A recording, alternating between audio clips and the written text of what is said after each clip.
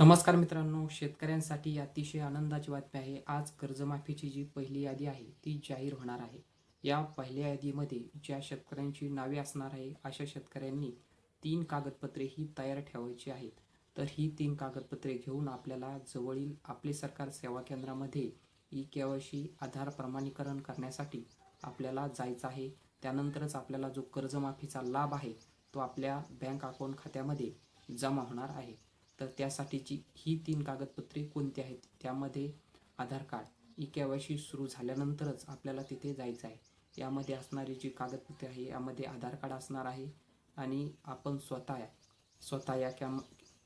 स्वतः या केंद्रामध्ये हजर असणे गरजेचं आहे.